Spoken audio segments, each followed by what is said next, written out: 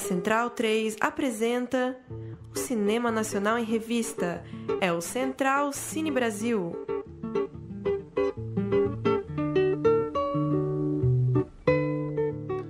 Alô, alô, amigo ouvinte da Rádio Central 3. Está começando mais um Central Cine Brasil, o nosso programa semanal sobre cinema brasileiro aqui na Rádio Central 3. Eu sou Lucas Borges. Como vai, Paulo Silva Júnior? Dali Lucas, um abraço para quem acompanha o Central Cine, mais uma edição do nosso papo sobre cinema nacional, edição de número 169, terminando esse ano, né? Estamos nos últimos dias de novembro, temos mais 2 programas no mês de dezembro antes de terminar a temporada e tô muito animado, viu? Acabo de sair do cinema tendo ido assistir Bicha Travesti, esse gigantesco documentário da Cláudia Priscila e do Kiko Goifman. A Cláudia esteve aqui com a gente há um ano e pouco, né? Ela é também diretora do filme A Destruição de Bernadette. E é impressionante, né? É um papo meio batido, mas é impressionante a pluralidade do cinema nacional. Preparando a lista dos 10 mais dessa temporada, é incrível como os filmes são tão diferentes. E eu acho que isso é um grande valor do nosso cinema hoje. Não tem filme igual. Cada ida ao cinema é uma paulada. Mais um grande ano do cinema brasileiro, não é mesmo, Bruno Graziano? Um ano memorável e, como realmente o Paulo acabou de falar aqui, um ano de diversidade assim espetacular. E o filme de hoje, então, que vamos comentar, para mim, eu já adianto de antemão que é o melhor do ano. Agora os outros 9 realmente está sendo uma disputa difícil. Já está preparando a sua lista? Já tô com 6 garantidos aí cativos, faltam 4 aí. 2 semaninhas pra assistir alguns, né? Que muito filme que a gente assiste aqui ainda não estreou, mas a nossa regra é de que tem estreado no circuito comercial. E tem a lista da repescagem, né? Tem uns pra correr atrás aí, tem né? Tem uns pra correr atrás agora. NetNow, Google Play, Cinema e o nosso famigerado Pirate Bay, o Torrent, sempre aí também, né? Sem apologia à pirataria, mas jamais negando a sua importância. E hoje a gente vai falar de com certeza, uma unanimidade na lista de todos, que é A Vida Invisível, o filmaço do Karim Ainuz que bateu o Bacurau, né, na briga pela briga, a candidatura a melhor filme estrangeiro do Oscar. Com certeza vai estar na lista de todos. Difícil. Você elege como o seu melhor do ano já, brasileiro? Eu elejo como o melhor do ano. Digo que entendo a decisão, né, do júri ali que deixou Bacurau de lado para expor aí A Vida Invisível para concorrer a 5-4, né? Eles mesmos admitiram, a discussão foi apertada. É uma briga difícil mesmo, porque o Bacurau tem um frenesi diferente, né? É um filme realmente de catarse, é um filme de ação e de inflar plateias, né? É um filme futebolístico, é um filme de torcida. Espetacular. E o A Vida Invisível é o filme da novela, é o filme do drama, do melodrama, que a gente fala assim, né? A dificuldade de fazer um melodrama com essa categoria realmente me impressionou. Eu assisti o filme faz uma semana e ainda tô chocado. E assisti o Parasita hoje aí, que pode ser o concorrente, e digo que não tem boi pra coreano, não. O A Vida Invisível é um filmaço. Pra mim é um filme que já tá assim, tipo, imagine um Thelma e Louise. Um filme assim que vira já cult, assim. Né? A Vida Invisível, pra mim, vai ser lembrado por muito tempo. É um filmaço. Só registrar a sinopse, como a gente sempre faz, lembrando que o filme é baseado no livro da Marta Batalha, A Vida Invisível, de Eurídice Gusmão. A sinopse: antigas cartas de sua irmã Guida, muito desaparecida, surpreendem Eurídice, uma senhora de 80 anos. No Rio de Janeiro dos anos 50, Guida e Eurídice são cruelmente separadas, impedidas de viverem os sonhos que alimentaram juntas ainda adolescentes. Veja a história dessas 2 mulheres, 2 irmãs, tentando lutar contra as forças sociais que insistem em frustrá-las. Invisíveis em uma sociedade paternalista e conservadora, elas se desdobram para seguir em frente. Tem Julia Stockler e Carol Duarte como protagonistas, né, da película. 2 atrizes de novela, né? Tinham mais papéis de novela até então.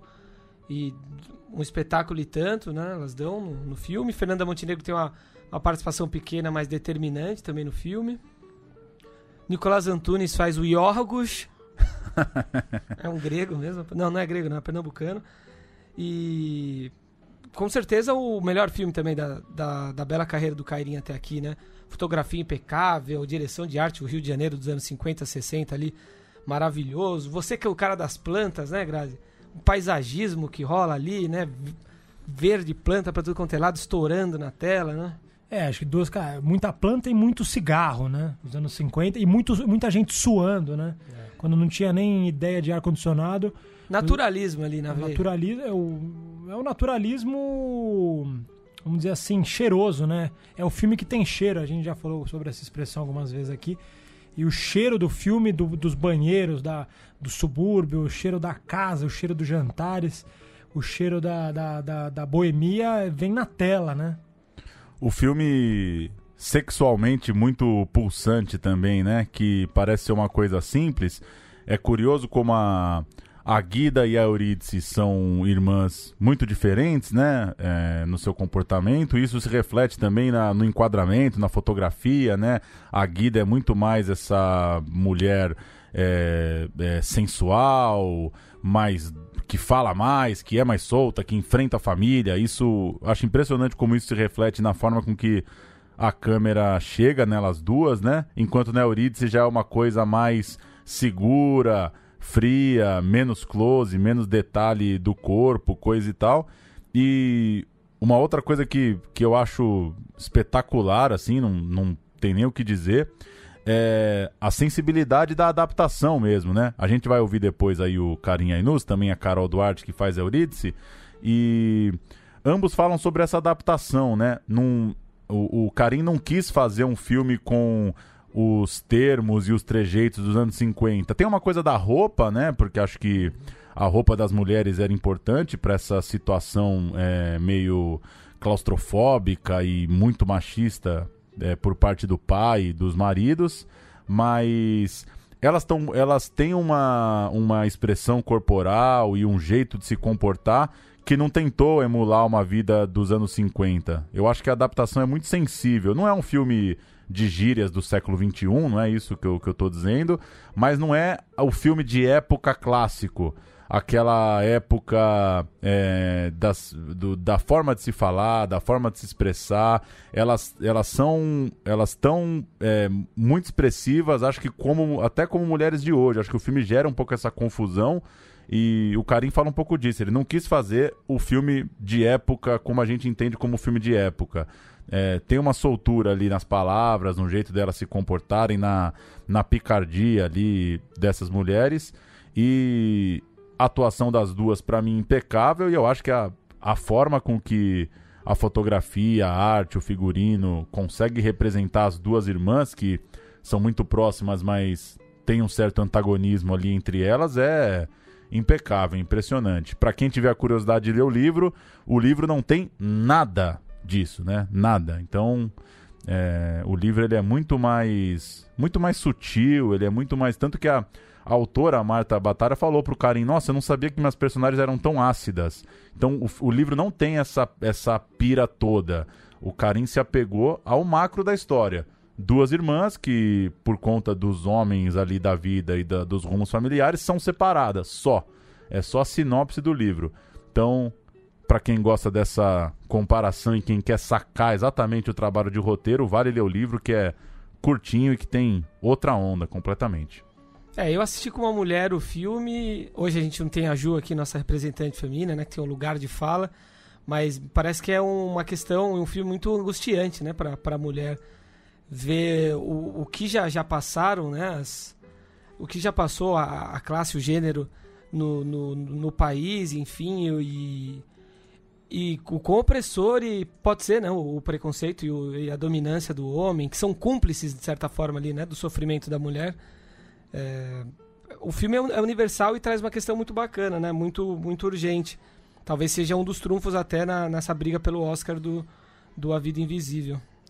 E não é esse machismo só escancarado, né? É o personagem do Gregório do Vivier, que mais uma vez faz um panaca carioca, né? Que é especialidade. Muito bem a especialidade dele. E é o macho panaca, que nem tá percebendo, né? Sim, é a reprodução da noite de núpcias, né? a noite de núpcias, né? O pré-lua de mel ali, a primeira noite depois do casamento, que é uma cena horrorosa, né? É o que os casamentos estão pregando durante todo o século XIX, XX, até hoje em alguns casos. Ou dando mais um pequeno spoiler aí, a cena do visto, né? Quando ela quer viajar A Guida? A Guida, né? E o personagem também de mãos atadas, ou de certa forma, com uma certa cumplicidade também, nega a ela o direito de viajar por ser uma mulher solteira. Enfim, pequenas coisas ali que mostram como na nossa falta de ação, talvez, quando a gente se deixa estar de mãos atadas, a gente corrobora, né, situações de preconceito aí. E completando essa coisa do preconceito, acho que é curioso, isso sim é muita atualidade, porque às vezes a gente reclama de que algumas questões sociais nos filmes são muito estereotipadas, né?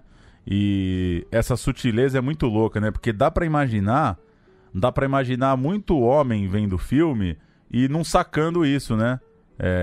Você não precisa, por exemplo, chamar uma cena de estupro para aquilo soar como um estupro, né?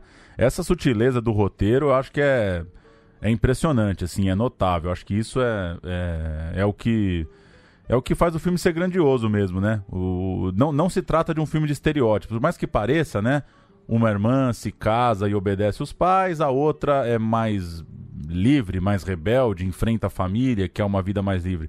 Por mais que esses dois personagens parecem estereotipados e antagônicos e básicos, esses conflitos eles são muito na sutileza, né?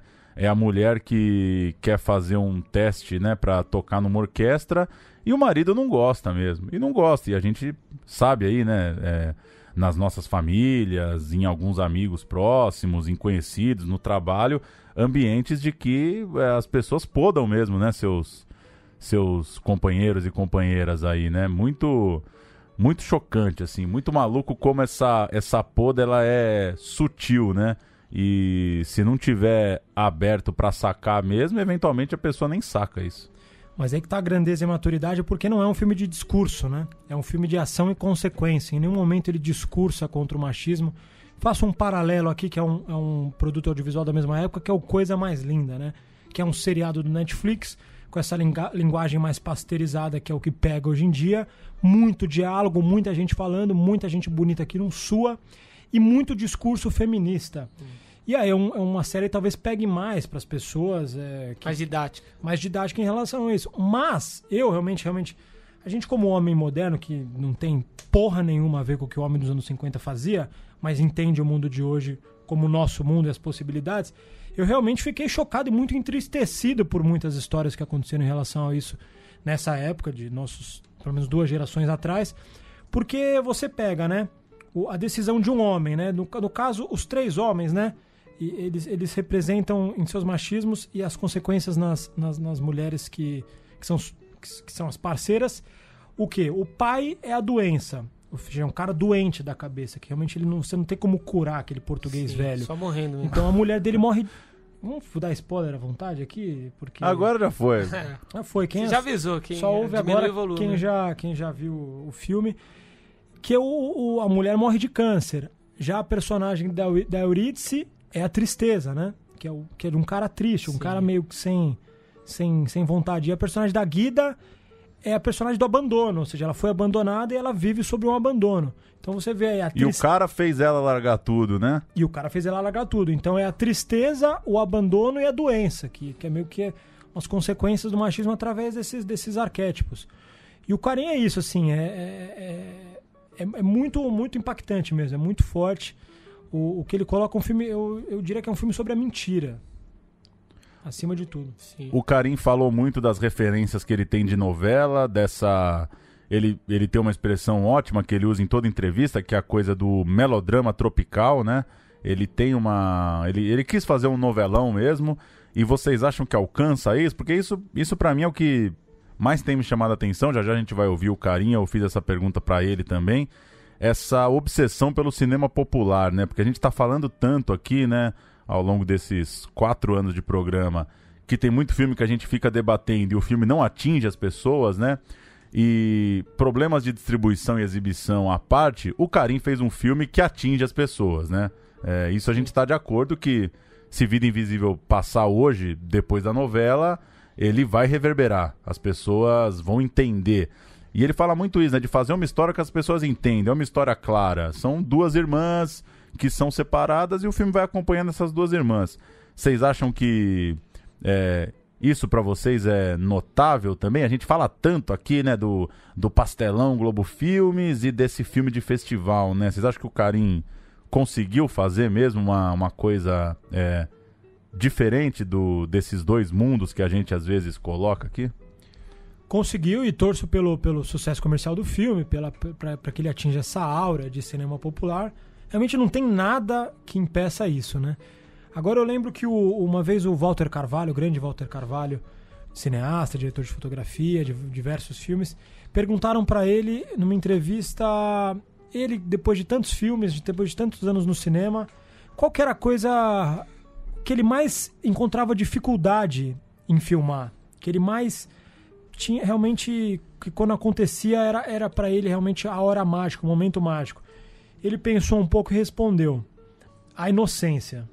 Falou que a coisa mais difícil de encontrar para se filmar é você, porque é um cinema, né? É uma produção, são várias pessoas, tem dinheiro envolvido, gente, pessoas, egos e tal. Se colocar na tela era o mais difícil? Ele falou, enquanto a gente está filmando uma ficção, eu perceber algum grau de inocência, né? No set ali, naqueles atores. E eu percebo muito isso nas atrizes. E não é inocência no sentido do puritanismo, da infantilidade, da imaculadidade. É uma inocência de você, realmente, em 15 minutos de filme, você falar, cara, eu queria estar vivendo, quero acompanhar a vida dessas mulheres, porque são personagens tão incríveis, né? Se entregam ali, né? São antagonistas, mas se amam e é a coisa do amor nunca acaba, se acabar não é amor, né? Então a vida de uma só se completa quando ela sabe que a outra realmente não abandonou, né? Sim. Então é um filme sobre amor, sobre isso, coisas muito profundas. É uma história que eu acho que tem muito apelo, né? Que encantaria o grande público, mas eu não vejo Vida Invisível fazer nem o público do Bacurau, por exemplo, né? Não sei, eu não acho que... Eu assisti o filme, foi uma espécie de pré-estreia, né? Um dia antes da estreia oficial, na quarta-feira agora de feriado, tava cheio, num cinema de shopping, foi um bom augúrio aí, mas eu não sei vocês, eu não imagino. Talvez com o filme se concretizando aí como um dos 5 concorrentes ao Oscar estrangeiro, né, estimule uma corrida aos cinemas. Mas... Isso prova que o público prefere realmente sangue ao sexo, né? Isso é uma coisa que em todas as telas, né? Sim. Se isso se comprovar. A coisa da bilheteria também é muito cruel, né? Bacurau conseguiu uma repercussão, né? Virou um fenômeno meio pop mesmo. Por conta da forma com que tratam, do trabalho também do Kleber, que é um marqueteiro acima da média aí, sabe vender bem seu filme. Acho que o Karim é um cara mais discreto nesse sentido. Todo mundo sabe o que é Bacurau e eu pergunto pra muita gente, viu Vida Invisível? As pessoas não sabem nem o que é Vida Invisível. O trabalho de marketing foi meio disparo aí mesmo, né? Sim, mas acho que o filme pode rodar muito lá fora, né?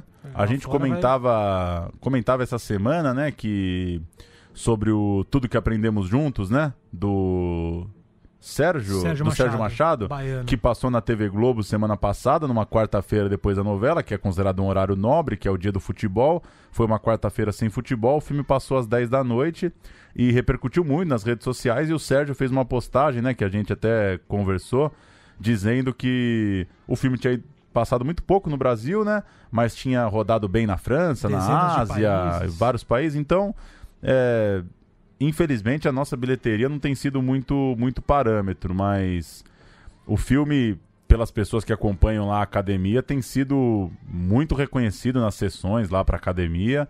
Não sei se chega entre os finalistas do Oscar, né? A concorrência é grande, os velhinhos lá têm suas manias, mas eu acho que uma bilheteria lá fora pode rolar. Foi um dos indicados do Spirit Awards aí, que é um bom parâmetro, prévia, né? Que é uma boa prévia.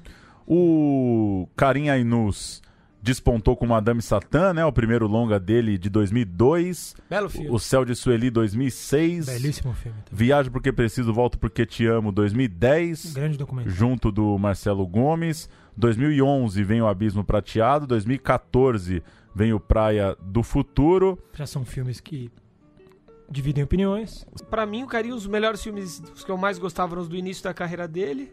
Os últimos não me pegaram tanto e o Vida Invisível é espetáculo, né? E a Fernanda Montenegro, hein? Que tá agora aí no Piedade também, em Brasília. Tá em O Juízo, do Andrucha, que vai estrear em dezembro. E uma coisa que chama muita atenção é que todos os debates, né, na coletiva do Piedade lá em Brasília, o Irandir falou sobre isso, o Cauã falou sobre isso, o Matheus falou sobre isso, e as atrizes também de Vida Invisível falam muito, que às vezes é um papo meio furado, uma coisa meio batida, mas é do tesão dela de ainda atuar, né? Uma mulher de 90 anos, ela foi sozinha pro Piedade, ela exigiu que não houvesse motorista, nem nenhum tipo de assistente para ela. A Carol conta na entrevista que a gente vai ouvir já, que ela fazia questão de assistir as cenas da Carol como Eurídice, porque ela queria pegar e construir junto o personagem. Com uma participação especial, ela podia ir nas diárias, né? Só que ela participasse, mas ela quis construir. Muito maluco, né? Uma certa... Não vou falar redescoberta, porque a Fernanda Montenegro nunca saiu da pauta, mas um ano de tanto destaque e reconhecimento, né? Aos 90. Dizem que os grandes gênios, além de serem geniais o que fazem, são humildes também, né? É admirável a humildade dela e o fôlego também, nossa, né? 90 anos, tá com pique pra dispensar o motorista. Eu não dispensaria o motorista agora. O Cláudio Assis ligou pro Matheus Nastergalli e falou: queria a Fernanda Montenegro, será que você consegue? Ele falou com a produtora, não sei, a assessora dela, e ela falou: não, me manda o roteiro que eu leio na hora, eu adoro os filmes do Cláudio. Topou, se empolgou. Eu não sei também, né, nunca tive 90 anos, né, mas parece que tem uma coisa de uma certa sede de trabalhar que eu acho acabando, que né? Estalou de novo, assim, né? Porque não é normal, né? Tá em 3 filmes no mesmo ano com essa idade, né? Me parece que não é... Não deveria ser o natural. E ela tá topando os trabalhos, né? Tá indo pra cima mesmo. E a participação sutil e decisiva pra grandeza do filme, né? É nada normal, e tirando o fato de que, muito provavelmente, Dona Fernanda tem uma alimentação, em cuidados, e uma vida muito saudável. Pilates, yoga. Eu acho que o que prova a vitalidade dela aos 90 é o mesmo que aconteceu com Bibi Ferreira, com Oscar Niemeyer, que é nunca parar de trabalhar, né?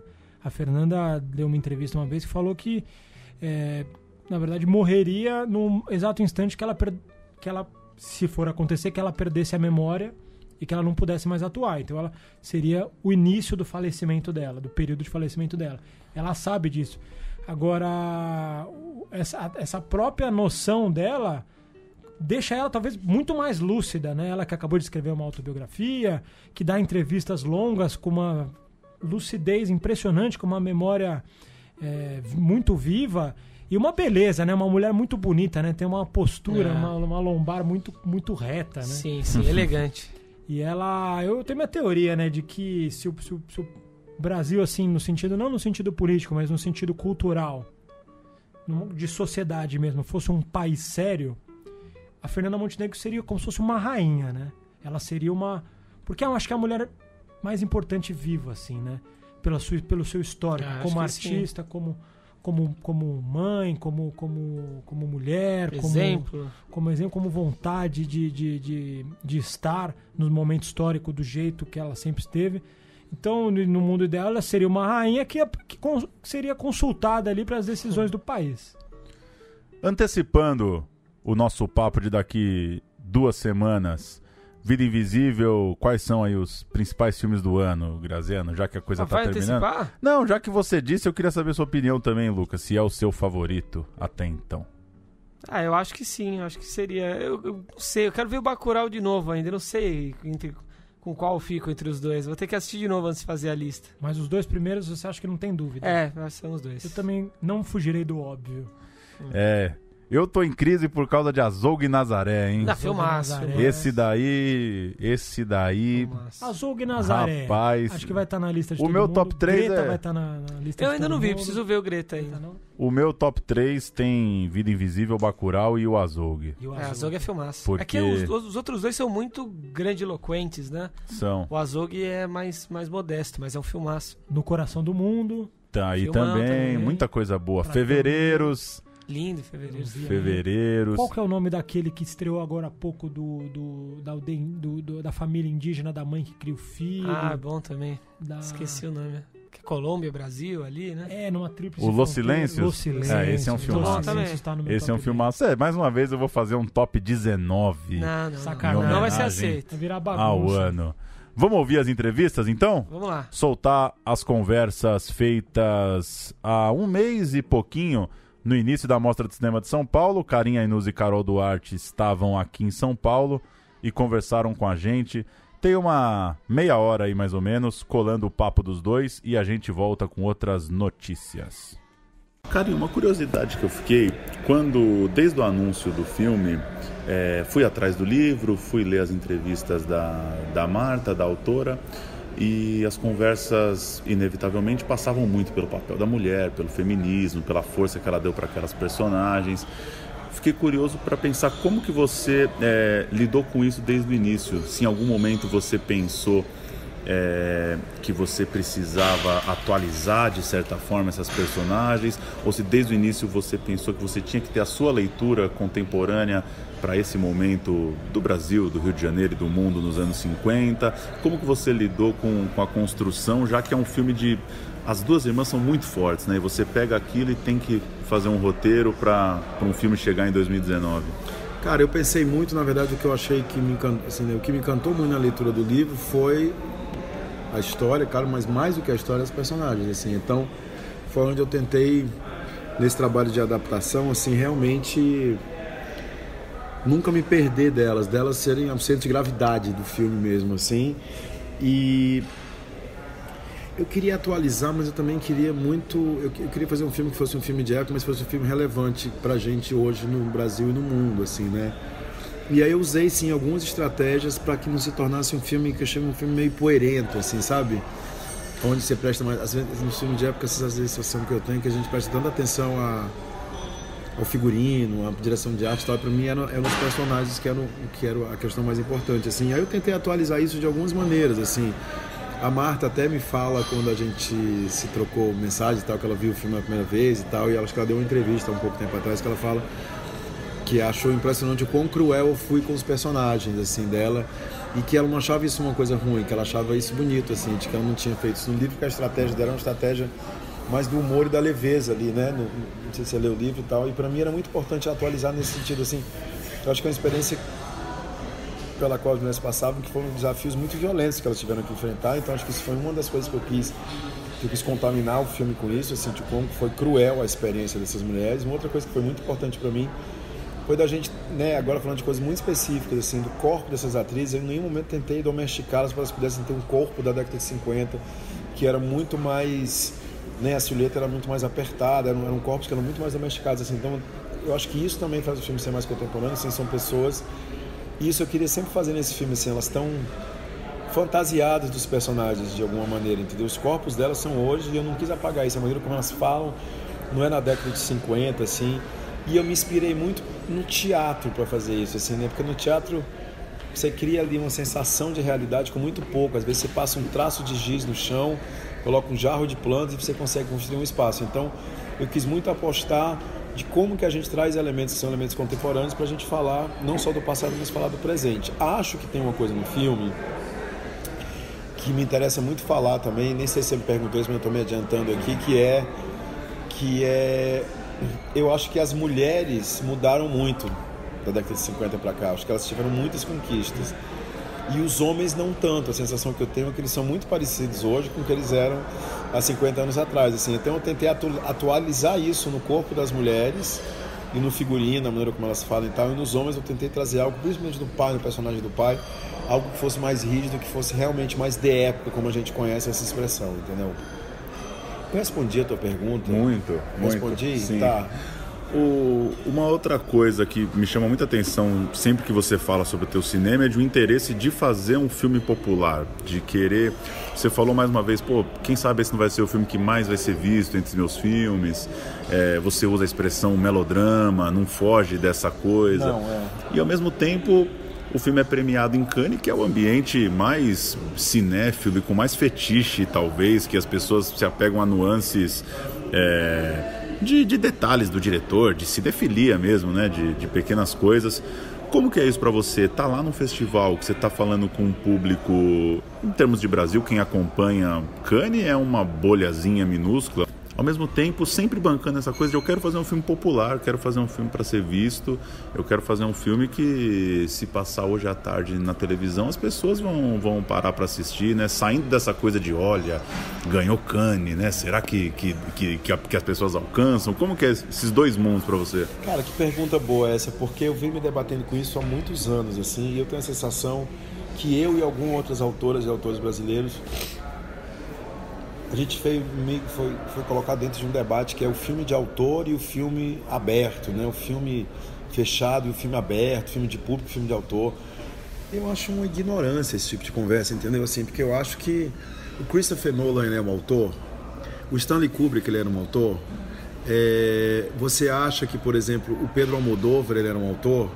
Ele é um autor, então eu estou dizendo isso assim, porque para mim é uma guerra que eu tenho com os produtores no Brasil, desde o último filme, que disse assim, puxa vida, deixa eu ter a minha caligrafia também ela vai se comunicar com o público, entendeu? Então, é muito boa a sua pergunta, porque assim, realmente... E aí esse filme tem acontecido um negócio que nunca teve antes na minha vida, assim, ele ganhou um prêmio em Cannes, não ganhou um prêmio tão grande em Cannes, ele ganhou um prêmio de público no Peru, entendeu? E ele ganhou um prêmio da crítica agora na França, assim, então eu acho que puxa vida, é tão importante que a gente não nos desqualifique enquanto autores, assim, que os autores eles também conversam com o público, né? Então eu até é muito engraçado que a gente está começando a divulgar o filme agora, a gente vai lançar o filme agora em novembro e cara, às vezes eu tenho até vontade de esconder que a gente ganhou o Cannes, assim, né? Porque eu acho que é realmente, como você colocou, muito, é um ambiente tão elitista do cinema, né? Cannes é um festival para os profissionais do cinema, entendeu? Nunca tive uma ovação durante 23 minutos como a gente teve em Cannes na vida, mas também não vou ficar me medindo por isso, assim. E aí eu estou muito curioso e falo abertamente, assim, eu acho que a gente vive num momento político que é muito importante que o cinema da gente não só seja um cinema glorioso internacionalmente, mas que ele seja glorioso para o nosso público, assim. Então, a minha aposta nesse filme desde o começo é porque eu acho que eu fui colocado tanto nesse lugar do autor, mas assim, eu acho que só tive um filme meu que fez menos de 50 mil espectadores, que foi o Viagem Porque Preciso Volto Porque Te Amo, e todos os outros fizeram entre 70 e 150, entendeu? Então também não é que eu sou um cara que fez 2 mil espectadores, mas essa guerra que eu tenho agora com isso é muito importante, porque eu acho que ela vai...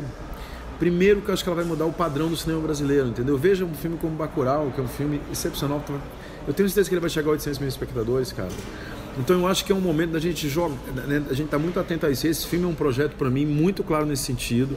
Ele é um filme que eu assino, mas nem por isso ele é um filme que vai deixar de ser entendido, porque a definição de cinema comercial é o cinema que você entende a história, entendeu? Tudo que você entende a história é cinema comercial. Aí tem uns genéricos, né? E tem uns de autores que você vê. Você vai ver um filme do Almodóvar, você sabe que não foi o John Woo que fez aquele filme, entende? Nem foi a Catherine Bigelow, entendeu? Mas eu acho que isso é um negócio que quando você olha, né, para o próprio cinema americano, que é um cinema que a gente não tem corte final, que é um cinema que é muito mais cinema de produtor, você tem ali uma tradição gigante de autores, assim. Então eu não sei, eu tenho uma sensação que foi um debate que foi colocado aqui no Brasil nos últimos anos, sei lá, para alijar a gente do público, nós autores, né, do público, assim. E aí esse filme especificamente vai distanciar a gente, eu acho. Eu não quero falar de teoria da conspiração, mas eu fico sempre pensando muito, isso é um negócio que me preocupa muito.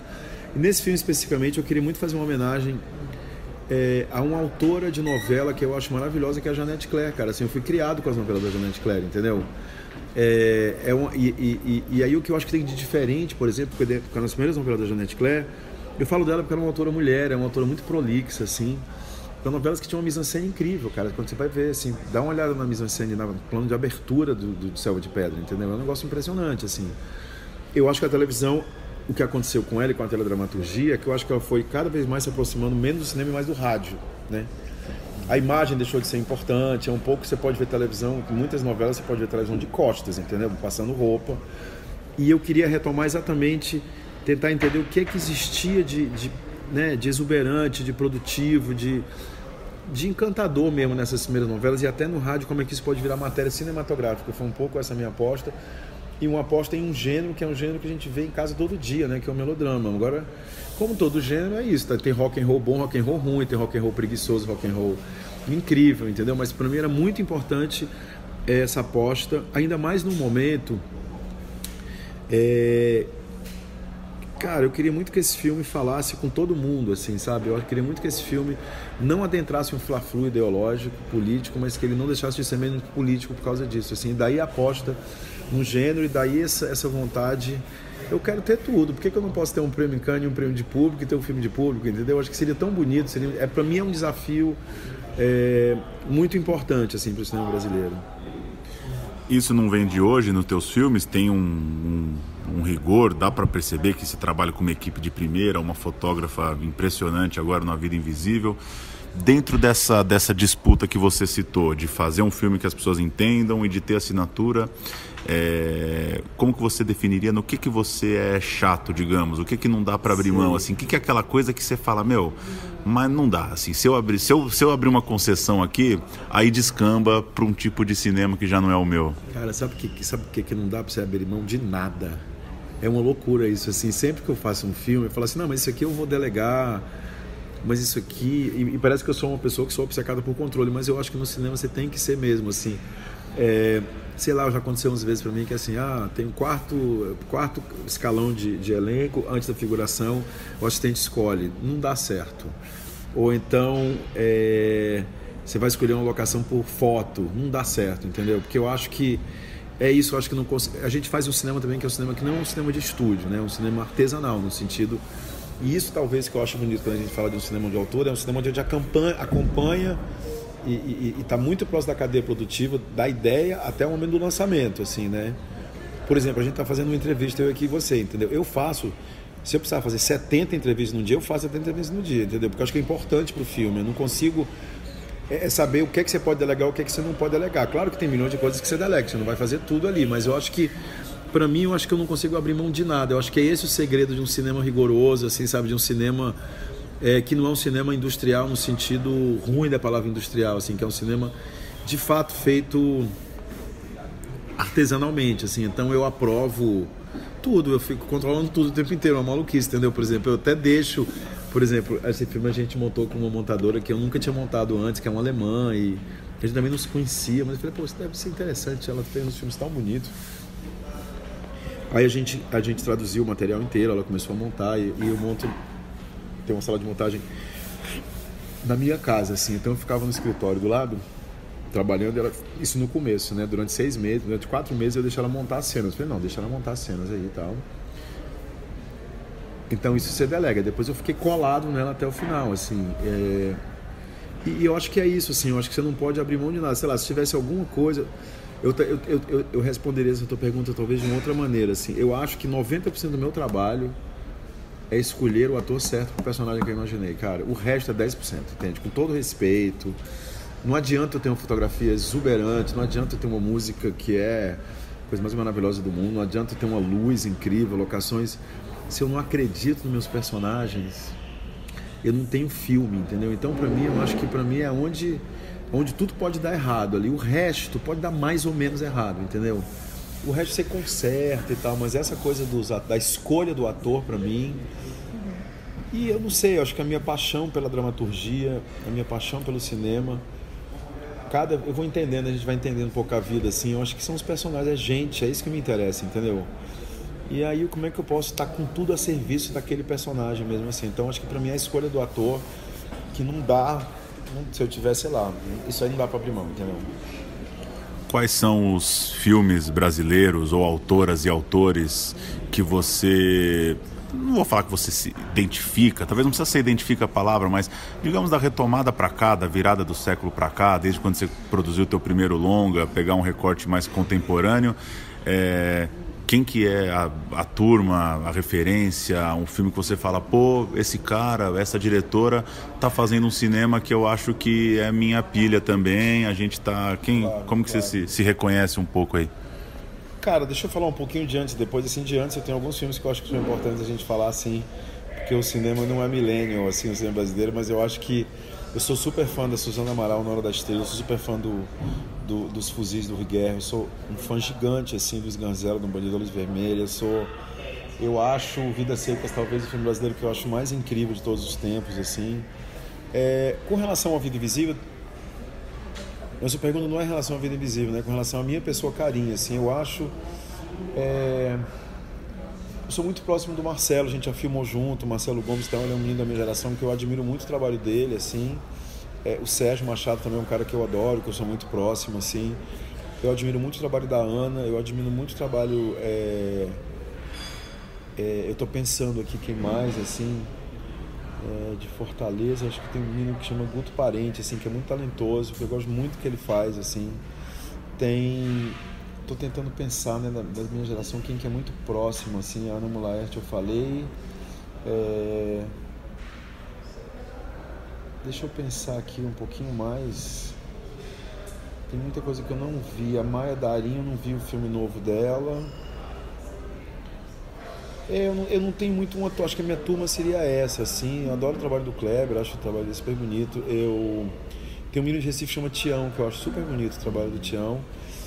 E tem um que eu adoro, assim. Tem um menino que eu acho ele a coisa mais querida do cinema brasileiro, que é o André Novaes. Ele fez um filme que chama Temporada, assim, que...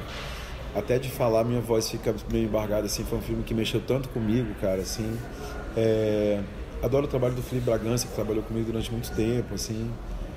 Quem mais? Eu acho que tem... Quem mais do Rio, assim, eu tô pensando... Não, acho que são esses nomes, assim. Tô pensando se não tem outras autoras que eu tô esquecendo de mencionar. Mas eu acho o trabalho da Gabriela Amaral de Almeida super bonito, assim. Acho ela uma autora importante, assim, no cinema da gente. Tenho muito carinho pelos filmes da Sandra Kogut, eu acho que é uma autora também que eu sou muito amigo, que a gente troca muito, assim, então... E tô pensando nessa novíssima geração, assim, de gente da André, de idade do André, assim... Se eu esqueci de falar de alguém, não, mas acho que eu falei de todo mundo, assim. Boa. Juliana Rojas e Marco Dutra, adoro o trabalho deles, eu acho a Ju... As boas maneiras, autora, ótimo, né? Assim, eu adoro, acho o Marco também um autor incrível. Tem um menino que eu acho incrível também, que eu sou super fã dele, que é o Gustavo Vinagre, assim, eu acho ele Eu acho ele fora da curva, mas eu acho ele muito inteligente, eu acho ele muito talentoso. Legal.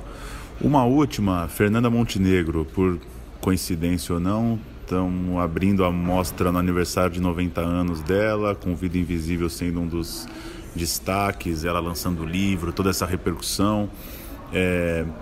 Queria saber como foi, se desde o começo você tinha ela para o filme, como foi esse contato, e aí uma curiosidade de quando acontece uma participação especial dessa, dá vontade de ter mais a pessoa no filme, você fala, pô, a Fernanda não pode, com meia hora de filme, entrar só a carinha dela, piscar ali. Como é que é lidar com essa participação especial que você vê o filme e você fica esperando? Ela vai pintar.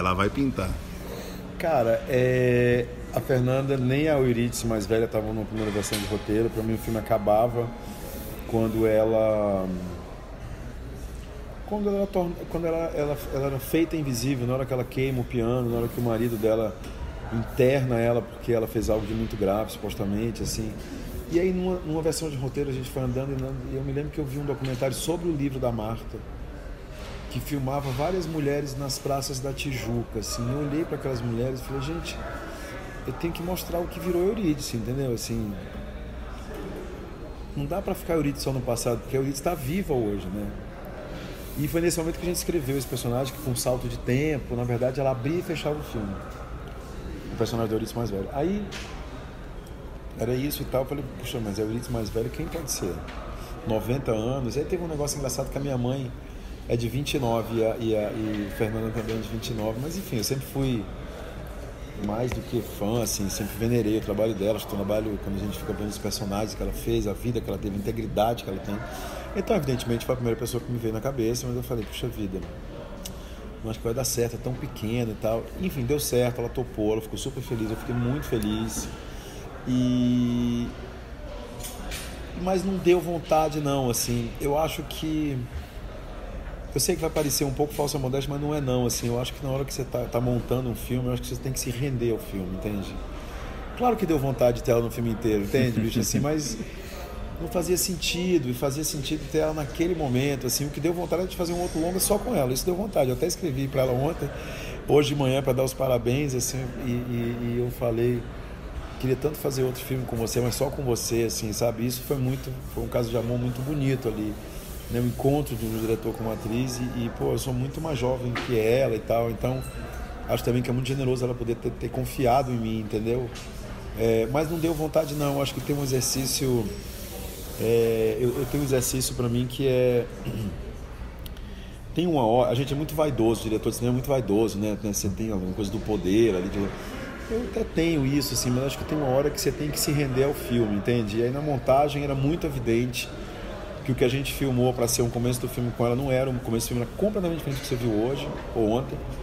Ele era um começo de filme que era com a Fernanda recebendo alguém em casa que entregava as cartas para ela, então isso mudou radicalmente o começo do filme aquilo. Eu acho que é bonito que a gente, né, tem algo que é muito represado no filme, e é muito bonito quando ela entra porque meio desrepresa as emoções, assim. Carol, queria que você falasse qual que tem sido a sua reflexão nas sessões, nas conversas sobre o filme, em relação à sua personagem, às duas personagens, às duas irmãs.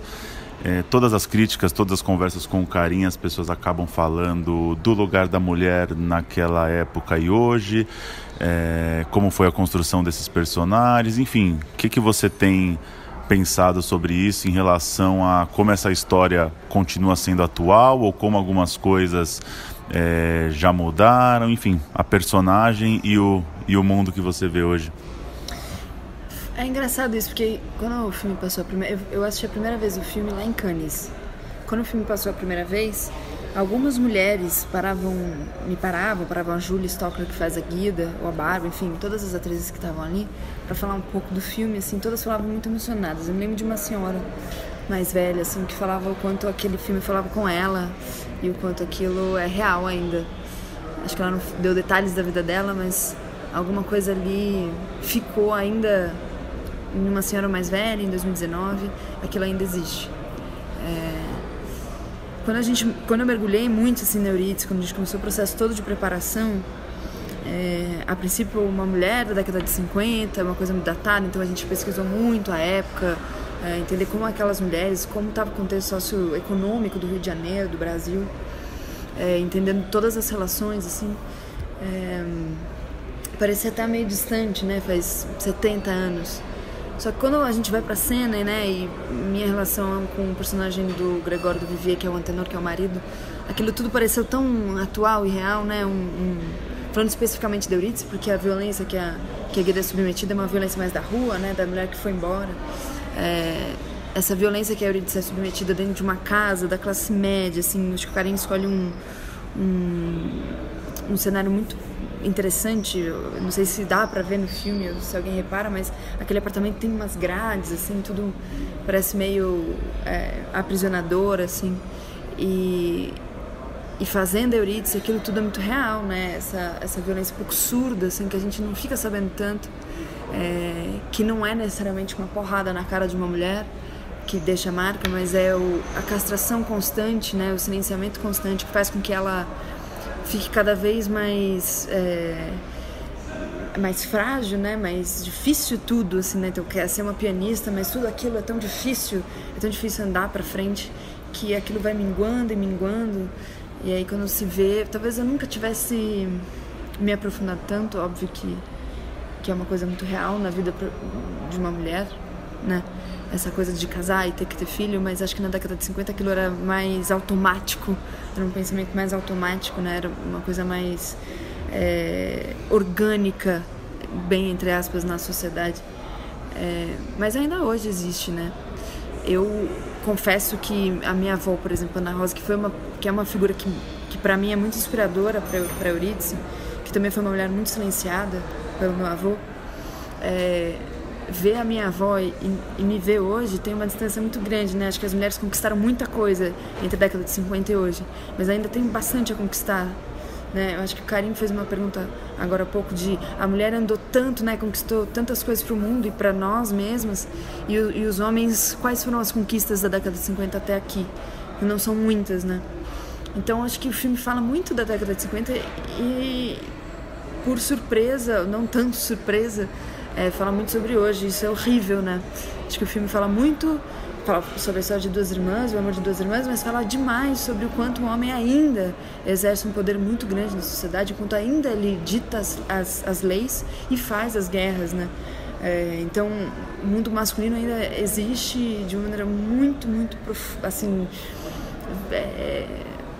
castradora na vida dessas mulheres. Eu tô falando de mim, que eu estava falando da minha avó e de mim, mas eu sou essa mulher também, que morei em São Paulo, né? Tenho uma situação socioeconômica também muito específica, mas o quanto isso acontece hoje e não só no Brasil, no mundo inteiro. A repercussão do filme em vários outros festivais, em Lima, em Cannes, as mulheres se identificam muito com aquela realidade e isso é assustador.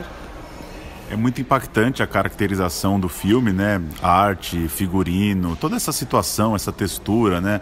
Vivenciar o que uma reprodução de um bar no Rio de Janeiro nos anos 50, muito bonito, né? Um filme que salta aos olhos. Qual que foi o desafio para você, se tem alguma coisa que te chama mais atenção, de ter que viver uma situação de 70 anos atrás em termos de comportamento? É uma coisa mais corporal? É uma coisa mais de expressão que está nessa mulher que já é de um tempo passado? Qual que é assim, a de fazer um filme dos anos 50? A nossa preparação antes de ir para o set, a Nina Kopko, que é a diretora assistente, também foi a preparadora, ela veio com um salto alto e espartilho, não, é espartilho, eu acho, um negócio que você põe assim na barriga, que faz a barriga sumir e te dá uma postura assim na coluna. Eu fiquei muito tempo com isso durante a preparação e acho que me deu um outro corpo, assim, porque acho que as roupas eram muito diferentes das que são hoje e tal, e é até engraçado porque na nossa pesquisa um pouco as roupas do Rio de Janeiro da década de 50 eram muito baseadas na Europa, como sempre foram, mas só que o Rio era muito quente, né? Ainda é muito quente, então tem toda essa relação esquisita assim, do Brasil. O Martirana, que é o que fez a arte, pesquisou muito bem, então os objetos que estavam ali, tudo meio europeu, assim, até porque elas são filhas de portugueses, né, no filme. Mas não teve especificamente um estudo do como se falava na década de 50, ou qual é o corpo dessa mulher da década de 50, tão específico da época. Eu acho que isso é um desejo também do Karim, assim, de lidar com o filme daquele jeito. Então até tem algumas falas que fogem um pouco da maneira de falar da década de 50, mas não teve uma mímese sobre a década de 50. O que torna o filme também mais um melodrama. O Karim brinca muito com isso, assim, acho que no filme. É um melodrama da década de 50, mas também é sobre hoje, assim. Acho que tem esse dado no filme. E aí o filme vai para Cannes, é premiado, tem essa repercussão toda na votação da Academia Brasileira para ser o candidato a correr atrás do Oscar. Uma curiosidade, assim, para alguém que atua, quando que você se dá conta que você está diante de um cinemão, assim? É claro, você já devia ter visto coisas do Karim, você já conhece as pessoas, a equipe, pode ter conhecidos e tal, mas quando que dá aquele estalo, assim? É na exibição ou tem alguma coisa no set? Porque o que me chama a atenção é que é um filme muito reconhecido pela crítica, mas o Karim não deixa de buscar um cinema popular, né? Não está fazendo um filme cult ou um filme com fetiches cinéfilos para de repente abraçar a crítica ou mostrar alguma coisa. Como que é isso? Assim, um filme muito popular, mas ao mesmo tempo uma hora que você se dá conta que você fala, nossa, eu tô diante de um primeiro nível aqui do cinema que a gente faz hoje. Eu nunca tinha feito um filme, então as dimensões para mim eram sempre relativas ao filme que eu fiz, que é esse único que eu fiz. Então a primeira vez que eu fui em Cannes, e a repercussão em Cannes foi muito grande, até que a gente ganhou lá o certo regard. Ali eu já achei que, uau, acho que a gente fez um grande filme. Porque é isso, assim, o trabalho do ator no cinema é muito louco, né? Tem uma cadeia, assim, o cinema é um negócio industrial, muita gente que trabalha no filme, talvez eu nem tivesse me dado conta disso quando eu fiz o filme. E o ator tá numa parte, né? Aí depois tem a montagem, e antes tem a pré, né? E aí, quando eu vi aquilo pronto, assim, e os créditos de tanta gente que trabalhou, e a gente ganhando aquele prêmio, É uma dimensão muito louca, assim, pra mim. E é muito... eu tenho um orgulho enorme, porque... É claro que o filme carrega o Karim, né? E o Karim é um gênio. Eu tenho uma relação, assim, tive uma relação muito forte com o Karim. Ele é no set, ele é um muito sanguíneo, assim. Ele gosta do exagero, ele gosta de mais. E tem cenas no filme que nem são do roteiro. Tem cenas do filme que são testes de câmera. Ele vai lá e põe sem medo. Então, o Karim chama isso na gente, assim. Eu sabia que a gente estava fazendo alguma coisa muito legal, ou muito ruim, ou assim, péssimo. Tudo era muito. Ou era muito bom, ou era muito ruim. Mas, óbvio, confiando no trabalho do Karim, né, de tudo que ele já fez. A Helene também, que é a fotógrafa, toda a carreira dela, de filmes incríveis que ela já fez. Mas em Cannes talvez eu tenha me dado um pouco mais de conta. E aí quando eu voltei pro Brasil, eu fui pra Lima, no Peru, e também teve uma repercussão muito bonita, assim. Eu fui me dando conta que talvez esse filme falasse muito para além, assim, só do Brasil. Que ele falasse mesmo com o mundo. Eu acho que a gente estava falando alguma coisa que importasse mesmo, ainda mais no momento político que a gente está vivendo, que é absurdo, né? Assim, acho que tem tantos grandes filmes no Brasil e esses cortes acontecendo, né? No audiovisual, não só no audiovisual, mas na cultura, em todos os setores. Eu acho que eu estou me dando conta um pouco aos poucos da importância desse filme. E eu não sabia, o Rodrigo não sabia, eu estava enlouquecida quando a gente ganhou o prêmio. O Rodrigo falou, nunca um filme brasileiro tinha ganhado aquela mostra, Um Certo Regar. Eu falei, uau, então as coisas estavam tomando uma dimensão. Mas pra mim já tinha dado uma dimensão grande quando me falaram que eu ia dividir a personagem com a Fernanda Montenegro. Eu já tava tipo, uau, talvez não, acho que é a grande atriz, né, que a gente já teve, assim. Então tudo tá meio uau, assim, mas ao mesmo tempo é muito concreto, né, tipo assim, a gente pode ser que vá pro Oscar e é um trabalho ir pro Oscar, né? Tipo, você comemora na hora, mas é uma demanda, assim, acho que é uma responsabilidade muito grande hoje se a gente for representar o Brasil, porque é um filme, acho que tem a ver com o filme, mas também tem a ver com a gente poder falar o que está acontecendo aqui dentro. E eu acho isso bastante importante. E uma última hoje, né, por coincidência ou não, aniversário da Fernanda Montenegro, muito está se falando dela. Qual que é o seu testemunho sobre o tamanho do convívio e de estar com ela também nas apresentações, em eventuais sessões, entrevistas e tal, se deparar com aquele tamanho de gente que nos deixa até meio acuado, assim, às vezes, né? Como que foi pra você? Como que é conviver com isso também? Bom, a Fernanda é um negócio, né? E eu tô muito emocionada hoje por ter feito, sei lá, nunca imaginei que ia fazer um filme com a Fernanda Montenegro e a gente tá nesse filme, ela tá fazendo 90 anos, tem tantas homenagens. Quando me falaram que eu ia dividir a personagem com a Fernanda, eu fiquei muito feliz, e daí fiquei super preocupada, porque eu falei, bom, eu tenho que fazer um trabalho minimamente bom, assim, porque eu preciso passar o bastão pra ela. Não dá pra ter uma escada aqui e a outra aqui, então eu tenho que trabalhar muito pra chegar ali. E a Fernanda é muito generosa, eu acho que o tamanho dela também tem a ver com a generosidade dela. Ela é muito generosa e pra mim ela é muito engraçada, assim, ela tem um jeito engraçado. Ela percebe que as pessoas ficam assim com ela e ela imediatamente, quando eu falei, oi, dona Fernanda, não sei o que, ela me pega, oi, tudo bem, assim, ela é muito tranquila nesse sentido, ela sabe que a pessoa tá nervosa e ela lida bem com isso, assim. E aí a gente teve uma proximidade grande, porque ela ia no set ver as cenas que eu tava fazendo e eu nunca sabia que ela tava no set, porque o Karim isola bastante a gente no set, assim, a gente não pode falar com ninguém, ninguém me chama pelo meu nome, chama pelo nome da personagem, e eu não sabia que a Fernanda tava lá, e ela tava lá, e ela via as cenas e a gente conversava sobre a Eurídice, e ela reparava em umas coisas que eu fazia, e daí quando eu vi o filme a primeira vez e eu via que ela fazia aquilo tudo, eu falei, gente, isso é absurdo, assim, o que ela faz. Além de ter uma coerência artística gigante, em 90 anos, sei lá, 70 de carreira, ter uma coerência, assim, tem uma artista mesmo que se formou, assim, que é enorme, não só no audiovisual, né, ela tem uma carreira gigante, a relação dela com o Nelson Rodrigues, a relação dela com o teatro no Brasil.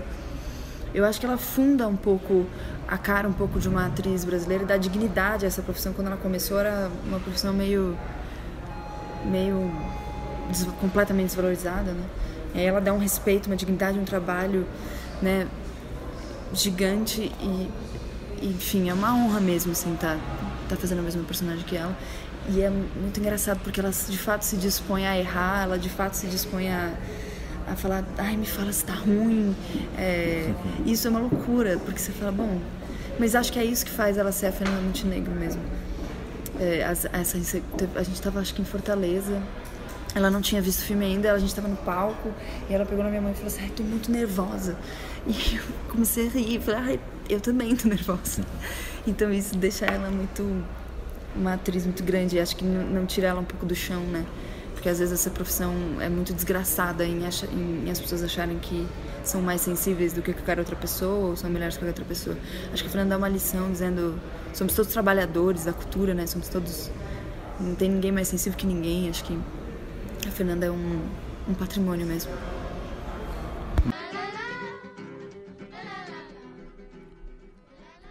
É isso. Assistam A Vida Invisível. Vale muito a pena. Só registrar, Lucas, antes de passar para as notícias, essa não estava na pauta, registrar a morte de Fábio Barreto, né? Há uma semana, a gente gravou o programa da semana passada e a notícia pintou um pouquinho depois. Filho do Barretão, né? Do Luiz Carlos Barreto e da Lucy Barreto, irmão do Bruno Barreto. O Fábio tem duas marcas muito importantes no cinema brasileiro. É o diretor de O Quatrilho, que foi ao Oscar, né? Hoje a gente fala tanto, né, dessa corrida pelo Oscar. E O Quatrilho é um filme fundamental na retomada do cinema brasileiro, né? Com Glória Pires, Patrícia Pilar, o Bruno Campos. Se passa no início do século XX, numa comunidade rural lá no Rio Grande do Sul. E diretor também de Lula, o Filho do Brasil. Foi o último filme do Fábio, né? Ele nem chegou a ver o filme em cartaz, porque ele sofreu um acidente de carro pouco antes da estreia, no final de 2009, né? Ele tava para completar 10 anos do coma. E acho que O Quatrilho acho que é o grande filme do Fábio. E Lula, o Filho do Brasil, vai acabar sendo um filme muito visto ainda, né? Teve essa repercussão. Não sei se... Não acho que é o grande filme de 2009, mas tá lá, né? Fez o filme de um presidente importante, principalmente em torno da mãe do Lula, né? Sim, aproveitando a deixa do Oscar, a gente falou um monte aí da Vida Invisível na briga pelo Oscar. Dia 10 de dezembro sai a lista dos semifinalistas, né? E em 13 de janeiro, finalmente, vai se conhecer os filmes indicados ao Oscar. Né? Muita coisa boa, né? Gostou do Parasita, então, Bruno Graziano? Não, Parasita é um filmaço, né? Essa coisa do Universal é louco, né? Que a gente, beleza, tá no mundo na época mais podia ser em São Bernardo o Parasita, né? Podia ser em São Bernardo, em Osasco, podia ser no Jaboatão dos Guatazes, podia ser filmaço. na grande Manaus, né? Podia ser em qualquer... Enfim, qualquer lugar onde existem bairros... Cheiro, né? E o cheiro do Parasita? O cheiro. E você, aquela cena, né? É a ofensa, né? A ofensa é foda. A ofensa o alto e o baixo, né? É curioso. O final ali, ele teve uma que muda o final, foi gerado por uma ofensa dessa. Muito bom. O Festival de Brasília está rolando lá na capital federal. A abertura, sexta-feira passada, dia 22, foi marcada por uma cena de censura de um segurança, né? O ator Marcelo Pelúcio estava lendo um manifesto contra os cortes na cultura lá no Distrito Federal.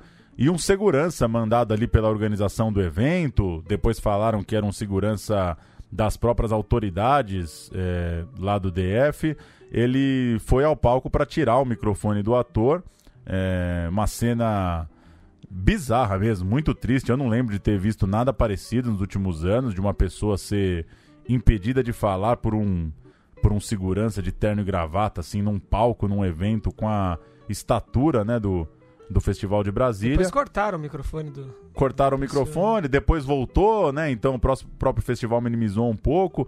Mas aí, dois desdobramentos sobre isso, né? Um, que é muito maluco acompanhar a cobertura depois de um caso desse, né? Sei que... Enfim, as pessoas estão lá cobrindo, né? Fico assistindo lá o Canal Brasil, por exemplo, com as entradas gravadas ali na porta do cinema e tal. E E o fato é tão grande que às vezes até parece que ficar falando dos filmes assim é uma coisa um pouco menor, né? Não sei. Claro que tem que falar dos filmes, mas muito chocante, assim. Acho que é o tema. É muito maior do que tudo que vinha acontecendo, assim. A cena é assustadora. E o segundo ponto é que o efeito colateral, claro, as apresentações e as coletivas dos filmes estão num cunho político muito acima do que talvez estariam, né? Todo mundo comprou a briga. Esse mesmo manifesto que o ator foi ler e teve o microfone cortado está sendo lido antes de cada sessão. E talvez a grande curadoria de festivais aí do Brasil, né? Os 7 filmes de Brasília sempre são um recorte muito importante, né? Passou Piedade, passou A Febre, muita coisa boa rolando por lá. E ainda tem tempo para mais um grande festival esse ano, o Festival do Rio, né? Acontece de 9 a 19 de dezembro. Saiu a programação dessa grande mostra.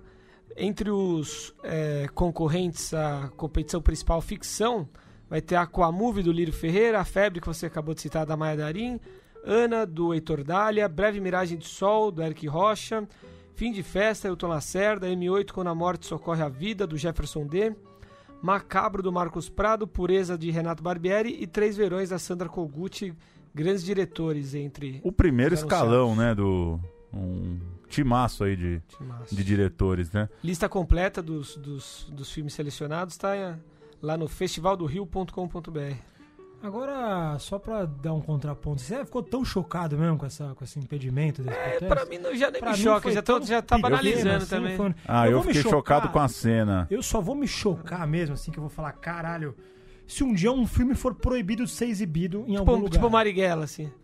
O Marighella, mas então, o Marighella as escuras das regras e tal. Um dia que, assim, um filme for realmente, assim, tá proibido, aí acho que a gente vai chegar... Porque, assim, cortar a grana, eu acho que esses caras sempre vão fazer. Se fosse um protesto... se fosse um protesto antes do filme, eu sei, assim, por mim, cada um fala o que quiser. Agora, entendendo um pouco de fora, o cara foi lá num momento que não era e cortaram. Em outro momento... Mas era a apresentação do filme, é a sessão de abertura. O que eu acho curioso, assim...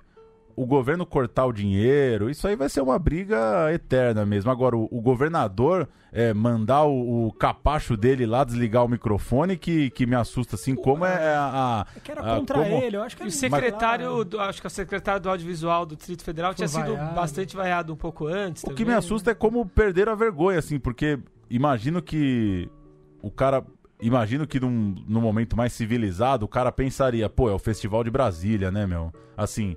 Depois, qualquer coisa, corta o filme desse cara, corta a publicidade ano que vem, retaliação, não deixa esse cara mais ganhar edital. Que devem fazer. Que é o que devem fazer desde sempre. Agora, mandar o segurança lá, pesadão lá, o guarda-roupa e intimidar o cara, que eu fiquei meio chocado, assim. Que é quase, sei lá, é quase os caras saírem na mão no palco por causa de um microfone, assim, o cara se recusa a dar o microfone, desliga, os caras começam a se bater lá. Mas nesse ponto, assim, do descarado mesmo, né? Porque o Estado se incomodar com a arte tá desde sempre. Concordo com você, não é esse o ponto, mas... Sei lá, perder a vergonha. O 14º Fest Aruanda tá começando também. Dá uma passada rápida por alguns dos filmes. A mostra de longas nordestinos vai ter Currais, filme cearense, Frei Damião, o Santo do Nordeste, filme pernambucano, O que os Olhos Não Veem, filme paraibano, e Soldados da Borracha, filme cearense. A competitiva nacional de longas tem Indianara, do Rio de Janeiro, Barretão, filme do Rio de Janeiro também, Desvio, paraibano, e Partida, o filme do Caco Ciocler, é um filme paulista, teve aqui na mostra também. Cineclubes, grande notícia, aí serão inaugurados em breve na cidade de São Paulo, 34 salas, né, resgatando essa tradição da cidade, salas no centro de São Paulo, salas na periferia, uma grandíssima notícia. A grande celebração foi lá no Grajaú, né, com o Cine Sabotage. Foi exibido lá Sabotagem, Maestro do Canão. É a SP Cine ampliando o seu circuito, né? Fizeram um edital para monitores dessas salas, gente que vai pensar as programações. Então agora, além do circuito tradicional, tem também os cineclubes. Notícias rápidas da política. O Ministério Público no TCU pediu investigação sobre o fundo que está parado no financiamento de cinema e TV. Surgiu de uma reportagem na Folha, publicada no final da semana passada. Cerca de 800 projetos estão esperando a grana e, por isso, o Ministério Público de Contas, que atua lá junto ao Tribunal de Contas da União, pediu uma investigação sobre má gestão, sobre o porquê que esses recursos estão parados. E aí já pintou uma notícia no filme B, só vi no filme B, ainda hoje, não vi em lugar nenhum. O título é TCU arquiva processo de prestação de contas. O tribunal avaliou como satisfatórias as informações prestadas pelo Ancine, decidindo por arquivar o processo. Daquele processo antigo que manteve a agência 3, 4 meses parada. Já é outra história, né? Segundo a reportagem da Folha, são 800 projetos parados em cerca de 720 milhões, porque o plano anual de investimentos não foi aprovado, é ele que entende ali a política do audiovisual, então tem 700 milhões meio esperando para sair do governo e cair nas produtoras, nos filmes. E só para esclarecer, esse dinheiro de jeito nenhum será transportado para nenhuma verba de educação, de transferência social, nada. É um dinheiro que, se não for utilizado, ele vai para pagar. Ele é um fundo que, aliás, o ministro da Economia está tentando conseguir que vários fundos, inclusive o fundo setorial, seja usado para pagamento de dívida pública, ou seja, para pagamento de juro de dívida anterior do Brasil. Um dinheiro que pode gerar aí algumas centenas de milhares de empregos e produzir muitos filmes. Imagina que você já trabalhou, você já garantiu o seu salário e na hora de receber, o patrão fala assim, não, a gente vai agora guardar o teu salário para pagar dívidas da empresa. Complicado. E ainda nessa onda de notícias lamentáveis para as políticas públicas do cinema, foi anunciada a nova secretária do audiovisual do governo federal, Catiane de Fátima Gouveia, uma pessoa que participou de um dossiê, né, que fez o Bolsonaro cogitar o fim da Ancine, membro aí dessa ala conservadora do governo, que é todo o governo, no final das contas, né? Ela que reviveu Bruna Surfistinha, né? Ela que foi a autora do dossiê dos projetos malditos, né? A série sobre os modelos trans, Bruna Surfistinha, e botou na cabeça do Bolsonaro que gastava-se dinheiro com filmes de baixo calão, algo do tipo. O negócio tá muito zoado, né? Porque zoado além de agora tá no Ministério do Turismo, que a gente não sabe, que é um cara que talvez nem conte um minuto, que nem atravesse o ano, talvez. Aí entra uma secretária do audiovisual que tem um desafeto, né, com o secretário de Cultura, que é um cara que esse não tá surtou, muito bem né? da cabeça. Peraí, né? A gente não é ser cínico, irônico, não. Mas nitidamente é um cara que tá meio... Tem uma psicopatia ali. Tem sociopatia, né? Psicopatia, talvez? Enfim, é um cara que tá meio estranho das afirmações. O MEC tá parado, né? Reportagem do Estadão, a de ontem, mostrando que não estão trabalhando. Outro ministro que também nem passa do carnaval, talvez. Acho que quem trabalha mais ou menos do governo, né? Agora, sessão política aqui, é o Ministério da Fazenda. Mal ou bem, eles estão tentando fazer alguma coisa. Tá cumprindo o que foi prometido, pelo menos. E enfrentando sua oposição, como tem que ser. É questionável a qualidade, mas de resto é inativo mesmo, né? O serviço. Não, enfim, vamos lá. Falar de cinema, né? Porta dos Fundos levou o Emmy Internacional por melhor comédia. O especial de Natal Porta dos Fundos levou o Emmy no começo dessa semana. O Brasil também levou um prêmio com Hack the City, do National Geographic, como série de curtas. Premiação lá em Nova York. Dessa vez a Globo, que tem muitos prêmios, né? O Grupo Globo tem 17 prêmios, não levou nenhum. Concorria, por exemplo, com o Seu Fechar os Olhos Agora, com a Majoristiano por Sob Pressão, com uma série também do Canal Futura, enfim. Dessa vez não conseguiu levar, mas fica o reconhecimento pela Porta dos Fundos e também pela produção do National Geographic. Muito bom o especial de Natal, hein? Acho que é a melhor coisa que eu já vi do Porta dos Fundos, assim, gostei. Não sei se vocês já viram, mas eu não vi. Vale a pena. reconhecimento aí à turma do Porta. E finalmente as estreias, os Parsas 2 estreia nessa quinta-feira da Cris D'Amato, sem o Alder Gomes. Vocês sabem por quê? O Alder Gomes não tá nessa? Muito chato os Parsas, né? Ele cansou? Acho que cansou, Filme não é de possível. encomenda, né? Cara, eu odiei os Parsas. Fui com boa não gostei muito vontade, também, não. sem preconceito mesmo, fui tentar ver, mas... Sim. Tem coisa pior, né? Não, Mas- tem coisa pior. Outro dia eu vi na televisão o Vai Que Cola 2, né? Essa turma do Vai Que Cola, Que é o sem Paulo isso Gustavo? é muito ruim. É muito ruim. É muito ruim. Sim. Mas os Parsas, não sei. Chato. Tentaram trapalhões ali, mas não... Eu acho que o 2 sem o Alder Gomes deve ser ainda pior, né? Do Enfim. Cris D'Amato. Carcereira... Fala. Não, só falar que eu pesquei Minha Vida em Marte esses dias e a única Você coisa gostou? boa do filme é o Paulo Gustavo, né? Você é um fã, né? Eu sou um fã dele. Tem Carcereiros do Filme também, de José Eduardo Belmonte. Vocês que são fãs das séries da Globo aí, não curtem Carcereiros? Não gostei do Carcereiros, ainda que o Carcereiro tem aquele mal das séries da Globo, que é inserir o documentário, né? Eu não tenho gostado disso. Não sei o que vocês acham, essa coisa de botar documentário no meio da ficção, que rolou com o... Não gosto. Com qual outra série que Eles rolou? fazem muito isso com Pô, os rolou musicais, com Elis, né? com o Tim Maia. Com Elis, rolou com o Tim Maia, O do Gonzagão Aldo. também teve, né? o do Aldo. Eles fazem, eu não tem- lembro. mas eles fazem É, bastante, né? Então eu não sei, pelo menos o filme, imagino, não vai ter isso, né? Mas o Carcereiros é da primeira temporada da série. Eu não gostei da série, não. Tem- Mas gosto muito do Belmonte, cara. Gosto muito do Belmonte. Recomendo, sigam o Belmonte no Instagram, fotos dos filmes antigos. Esses dias ele lembrou a gravação de O Gorila, não sei se vocês gostaram, com o Alessandro Negrini. Não amo, mas é um filme interessante. Mas eu gosto do Belmonte, cara. Eu acho que é um cara que faz um cinema legal, mas eu não achei que acertou a mão no Carcereiros. O Belmonte, assim como o Carim, porque os primeiros do Belmonte, A Concepção, Se Nada Mais Der Certo Sim. e Meu Mundo em Perigo, pra mim são 3 filmaços. É que nem meio que o Carim, né? Começou Então, bem pra caramba. O Belmonte ainda vai lançar sua paulada, hein? Sua Vida Invisível. Tem Fernando, ainda estreando nessa quinta-feira, doc do Igor Angelcourt, Júlia Ariane e Paula Vilela. Sobre um artista, né? Um artista. Documentário, Músico. retrato de artista e músico.